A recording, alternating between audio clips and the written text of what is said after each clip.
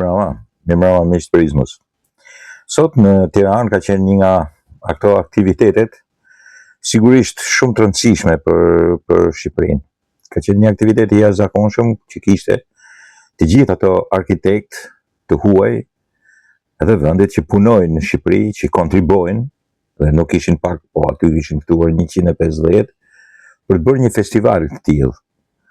Një diçka e cila duhet përsëritet vit për vit dhe që e nxjerr Tiranën dhe edhe Shqipërinë në një nga ato nivelet e larta të interpretimit sigurisht urban, ndërtues të jashtëzakonshëm edhe njëkohësisht të kulturës së ndërtimit, urbanitetit dhe civilizimit në përgjithësi.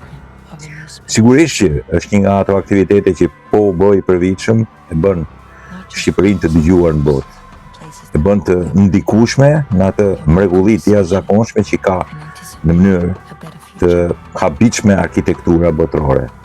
Ne shpeshherë e shajmë vendin tonë, por ai po ndërton aty ku duhet, shpeshherë edhe ku nuk duhet, por në rastet që nuk kemi nevojë që të shajmë aty ku duhet, arkitekturë moderne, jashtëzakonisht moderne, jashtëzakonisht re, jashtëzakonisht mirë. Po kthehet në vend avangard të një arkitekture të perceptuar, e cila fillon që me modelet neoklasike dhe përfundon në modernizmat më të mëdha dhe përdorimit të materialeve moderne të kohës sot. Dhe sigurisht e Dirama e ka quajtur Bukë dhe Zemër.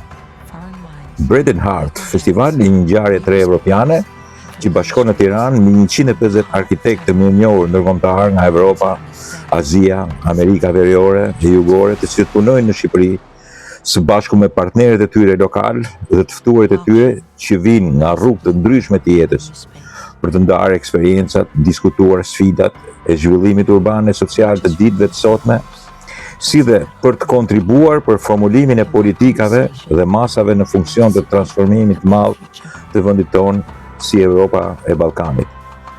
Ky festival e fut Shqipërinë në një tjetër hartë prestigjioze të Evropës, duke krijuar premisat që në disa vjet nga sot, Bread and Heart, festival të kthehet në një eveniment prestigjioz global me arkitekturën në qendër, por me një perimetër gjithnjë e më të gjerë disiplinash të përfshira në debat.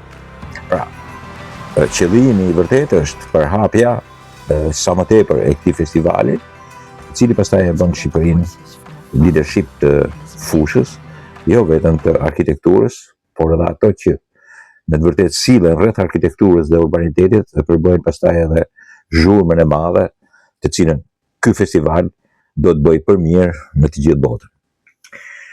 Tash po kaloj pak në veri, po isha sot edhe sigurisht pasi aty po punohesh, akoma nuk dieshin mirë parcelat dhe shpeshherë njerëzit në kafe kur i pyesin sa janë çadrat, nuk e dim thonë se janë tona. Pra, janë në dieni të asaj që do të ndodhi dhe me kalimin ke Bashkia e Shkodrës të administrimit të Bregut, normalisht pritet që të ketë një tjetër model, pavarësisht se tani për tani nuk kuptohet a ka ndryshuar apo nuk ka ndryshuar ky model. Me sa duket këto ditë Bashkia e Shkodrës do të vendosë atë që unë e quaj në thojsa gjithmonë sovranitet, sepse sovraniteti i saj sigurisht, po sovranitet për Bregun, për përdorimin e atyre çadrave, shezlongëve që quhet ose vendeve, duke ndarë sido në mënyrë të qartë ajo dhe vizioni i saj i Bashkisë Shkodrës, si e vendet që mund të jenë free, të lira, ato që kanë një lloj pagese dhe ato që ju takojnë hoteleve ose sigurisht bizneseve që paguajnë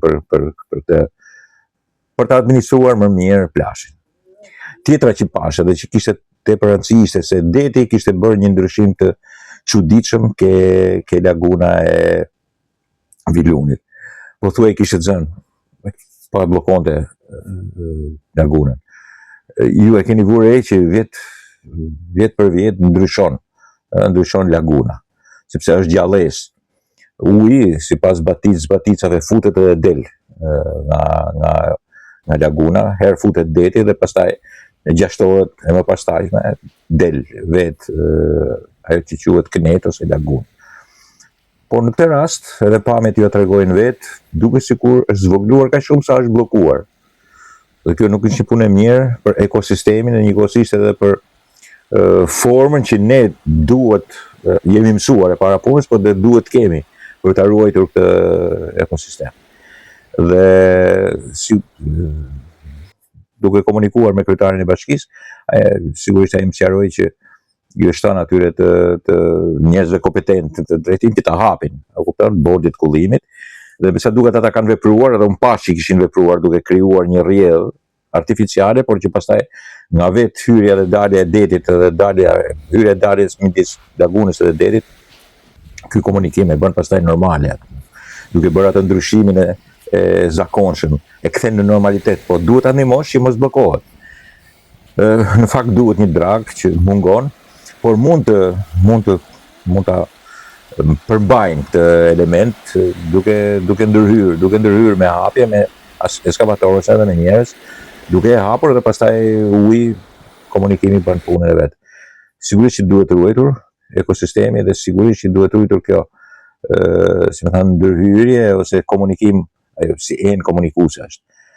Komunikim ujrash, uji hamël i lagunës me ujin e kripur detit, edhe për speciet që është aty, sepse sigurisht pastaj do fillote kinetizimi i vërtetë dhe thamja e një lagune që është një nga më të bukurat në Shqipëri. Dakord, miqtë mi, e fundit ishte kriza midis Donald Trump dhe Elon Musk. Ata ishin miqë dhe fituan bashkë. Sigurisht të gjithë e din kontributin e jashtëzakonshëm në dy drejtimet e Elon Musk. Kontributi i madh në fitoren e Donald Trump, mbështetja e njeriut më të pasur të botës dhe përrethti dhe disa të pasur të tjerë. Për Donald Trump sigurisht bëri dhe fitoren e madhe të tij. Pa mbështetjen e këtyre multimiliarderëve, sidomos njerëzve të teknologjisë dhe inteligjencës artificiale, po themi, arritjeve vend të mëdha që ka bota nëpërmjet Shtetit Bashkuar të Amerikës për krahun Donald Trump. Por në të vërtetë kemi të bëjmë në kohën e sotme kemi të bëjmë me një ndarje. Dhe unë nuk shpresoja që ky bashkim midis Donald Trump dhe Elon Musk të vazhdonte gjatë. Ai e bëri punën e vet. Pile e te kaloi, sepse ai gjeti dhe zbuloi që në administratën amerikane ishin bërë marrëzira nga më të mëdhat, ishte futur borxhi më i madh botëror deri në 40 triliona, 39 trilion dollar borxhi i Shtetit Bashkuar të Amerikës, dhe ishin harxuar miliarda e miliarda për punë të kota që fillonin nga politikat woke, nga politikat gender, nga financa që kishin shkuar për gjëra që botës nuk i interesonin fare, dhe deri për synet leqe, deri për marrëzira të një liberalizmi të pakuptim, para që demek do të përjetonin Amerikën në çdo vend dhe bënin sulm ndaj Amerikës, të cilat ishin me miliarda dhe që ajo ministria e Elon Musk i gjeti dhe i demonstroi. Por tashmë ata nuk do të qëndronin bashkë, sepse normalisht Donald Trump i përket një garde të vjetër. Ai do lavdinë e jashtëzakonshme të Amerikës të viteve 50. Elon Musk kërkon lavdinë e Amerikës të viteve 2050. Kjo është diferenca që kanë mes njëri tjetrit. Sigurisht Donald Trump është një populist, sovranist, shpeshherë jo konform dhe jo i futur në kuadraturë, shpeshherë duket i çuditshëm dhe shpeshherë njerëzit e ndjekin mas, sepse në fjalët e tij, sidomos në ato që thot e drejta nuk është se mungon. Mungon shpeshherë, po nganjëherë është edhe për të respektuar edhe për të përqafuar. Por Elon Musk është një diçka tjetër. Elon Musk është personi i cili ka bërë të madhe. Sot Amerika është e madhe në gjërat që ka prodhuar, ka shpikur dhe ka mbrojtur dhe ka zhvilluar Elon Musk. Jo Donald Trump. Donald Trump nuk ka zhvilluar dhe nuk ka bërë teste. Teste është gjëja më e madhe që ka makina, domethënë Shtetet Bashkuara të Amerikës kishin dalë në vend të tretë në botë në prodhimin e makinave, vetëm testa e çoi sërish në vend të parë në botë.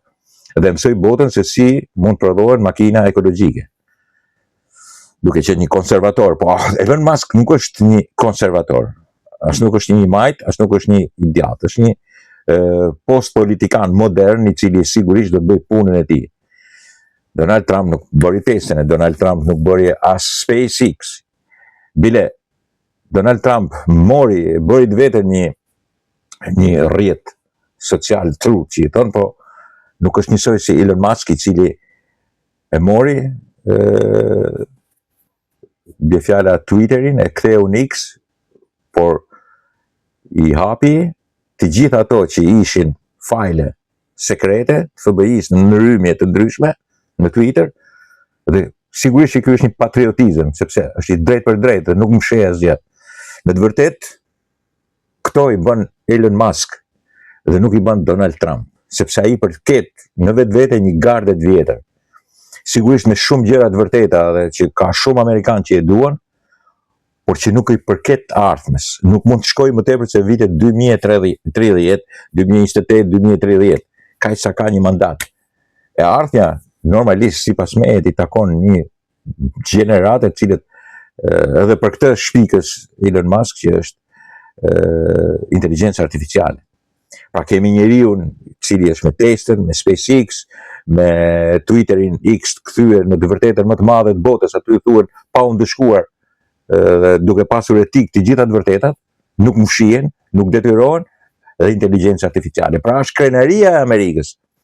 Elon Musk është pjesa më krenare, më sublime dhe më avantgarde e Amerikës. Në të gjitha të tjerat Amerika është sfiduar dhe në demokracinë e brendshme, të cilën e ka sot përfaqe të zezë, është sfiduar dhe në biznese, është sfiduar kudo në botë, është sfiduar nga Kina, nga Rusia, nga shtete si Brazili, është sfiduar nga shtetet tjera fuqi rajonale nga më të ndryshmet.